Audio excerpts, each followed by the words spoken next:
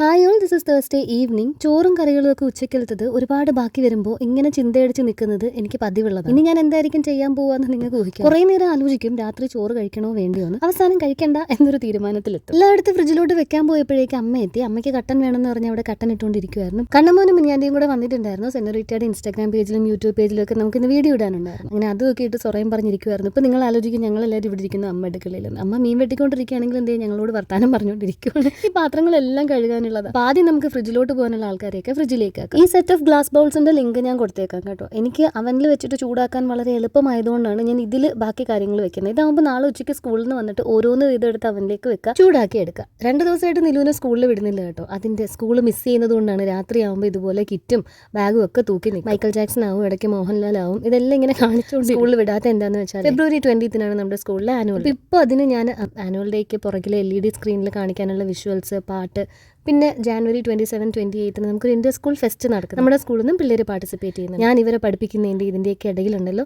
ഇവൻ വന്ന് എൻ്റെ അടുത്തിരിക്കും. ചുരുക്കി പറഞ്ഞാൽ ഞാൻ അവിടെ ഒരു ലാപ്ടോപ്പും 2 ഫോണും 3-4 വയറും ഒക്കെ ആയിട്ട് എന്തിനും കളിക്കുന്നതിൻ്റെ ഇടയിൽ ഞാൻ ഇവനെയും കൂടെ നോക്കണം. അതുകൊണ്ട് തൽക്കാലത്തേക്കായി വോട്ടെവർ ഈ 2 പരിപാടികളും കഴിഞ്ഞിട്ട് അവനെ സ്കൂളിലേക്ക് കൊണ്ടുപോകുന്നു. അങ്ങനെ ഞാൻ ഷടപടിയുന്ന പാത്രമൊക്കെ കഴുകി അമ്മ മീൻ അരപ്പ് പുരട്ടി വെച്ചു. ഇനി ഡിന്നറിന് മൊമോസ് മേക്കറിൽ മൊമോസ് ഉണ്ടാക്കിയെടുക്കും. മൊമോസ് ഉണ്ടാക്കാനായിട്ട് നോക്കിയപ്പോൾ അതിൻ്റെ തര കുറച്ച് കയറ് കൊണ്ട് വെച്ചേക്കുന്നു. ഞാൻ മൊമോസ് മേക്കർ വീട്ടിൽ യൂസ് ചെയ്യാറുള്ളത് കൊഴുക്കട്ട ഇലയപ്പൊക്കെ ഉണ്ടാക്കാനാണ്. ഒരു പാത്രത്തിൽ വെള്ളം വെക്കുക. ഈ കറക്റ്റ് റൗണ്ടിനനുസരിച്ച് പാത്രം വേണം. അതിന് മീതേക്ക് ആദ്യത്തെ ഒരു റൗണ്ട് എടുത്ത് വെച്ചിട്ട് ഒരു ഭംഗിക്കും രുചി കുറച്ച് കൂടാനുമായിട്ട് വാഴയില വെക്കാം.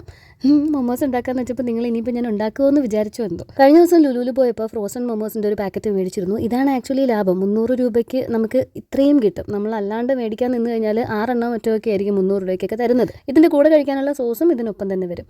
ഇതിൻ്റെ അടപ്പ് നേരെ തിരിച്ചാണ് കേട്ടോ. ഈ മൊമോസ് മേക്കറിൻ്റെ ലിങ്ക് ഞാൻ കൊടുത്തേക്കാം. അതിൻ്റെ മേലെ എപ്പോഴും ഒരു പഞ്ച് വീണതിൻ്റെയാണ് അടപ്പ് നേരെ തിരിഞ്ഞു പോയത്. അത് പിന്നെ അങ്ങോട്ട് നേരെ ആവുന്നില്ല. അപ്പം ഞാൻ പിന്നെ അത് തിരിച്ചടച്ച് വെച്ച് കുക്ക് ചെയ്യാൻ തുടങ്ങി. എനിക്ക് മലായി മൊമോസ് കഴിക്കാൻ ഭയങ്കര ഇഷ്ടമാണ്. ഈ മലായി ഇൻസ്റ്റാമാർട്ടിൽ ഓർഡർ ചെയ്യാൻ പറ്റുമെന്നാണ് ഞാൻ അവിടെ നോക്കിക്കൊണ്ടിരുന്നത്. നടക്കത്തില്ല എന്ന് മനസ്സിലായപ്പോൾ ഞാൻ യോഗേർട്ട് വെച്ച് അഡ്ജസ്റ്റ് ചെയ്യാമെന്ന് കരുതി. സംഭവം വളരെ എസ്തെറ്റിക് ആയിരിക്കും. എവിടെ ഇരുന്നാലും അതിൻ്റെ ഒരു ഭംഗി ആ സ്പേസിന് കൊടുക്കും. യോഗേർട്ട് നമ്മൾ അന്ന് മേടിച്ചത് തന്നെയാണ്, പക്ഷേ ഇത് മാംഗോ ഫ്ലേവേർഡ്. ആദ്യമായിട്ട് കഴിച്ചപ്പോൾ അങ്ങോട്ട് ഉൾക്കൊള്ളാൻ പറ്റിയില്ലെങ്കിലും കഴിച്ച് എനിക്കിപ്പോൾ യോഗേർട്ട് ഇഷ്ടമാണ്. എല്ലാ ഫ്ലേവേഴ്സും ഇഷ്ടമാണ്. ഇനിയിപ്പോൾ എന്തൊക്കെ പറഞ്ഞാലും അമ്മ ഈ 2 സാധനങ്ങളും കഴിക്കത്തില്ല. മൊമോസും കഴിക്കത്തില്ല, യോഗേർട്ടും കഴിക്കത്തില്ല. യോഗേർട്ട് കൊണ്ടുവച്ചിട്ട് ഇത് ഐസ്ക്രീം ആണെന്നും പറഞ്ഞ് ഞാൻ കുറച്ചൊന്ന് കഴിപ്പിക്കാൻ നോക്കിയതാണ്. നിങ്ങളിത് ഇപ്പം കാണുന്നത്.